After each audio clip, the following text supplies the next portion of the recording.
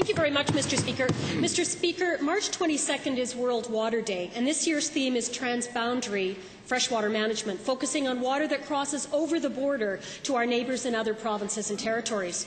My questions are to the Minister of the Environment. Since the Water Act does not make clear that human needs must be the priority in all water allocations, will the government look at amending the Act to make it explicit that the needs of people and communities should always come first? The Honourable Minister. Well, Mr. Speaker, not part of these proceedings. Mr. Speaker, the issue that the member brings forward is very much part of the discussion that we are about to engage Albertans in with respect to water allocation. And I would suggest that if it were so simple to simply say that human needs come first, it could have been done by now. But the fact is, how do you define what is human needs? How do you determine whether human needs include the water that's used for agricultural purposes to feed humans, or whether human needs include the water that's used for industrial purposes to employ humans and pay the bills so that humans can exist? So I would suggest to the member that that's a very simplistic way of looking at it. The Honourable Member. I disagree.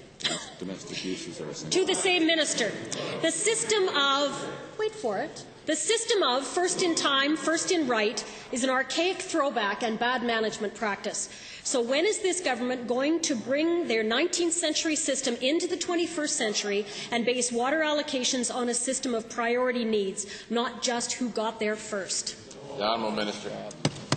Well, Mr. Speaker, I think I answered that question last week when the member asked me about our water allocation process, and I indicated to her that we are in the midst, as we speak, of exploring a number of different alternatives, and that everything is on the table, and that we will be bringing forward a draft policy for Albertans to comment on later this summer or early in the fall.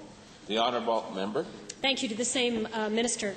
This year's World Water Day is highlighting transboundary water management, but in the oil sands we've had 2 years of untreated human waste dumped into the river, tailings ponds leaking into groundwater, and oil and grease spills. Given all of this, what is the minister doing to ensure that we live up to our transboundary commitments to preserve water quality as it moves across the border? The Honourable Minister. Mr. Speaker, standards that are established nationally and in some cases internationally are something that we are involved in developing those standards and ensuring that we adhere to those standards. And I can assure the honourable member that Alberta lives up to its commitments that we have both interprovincially and internationally.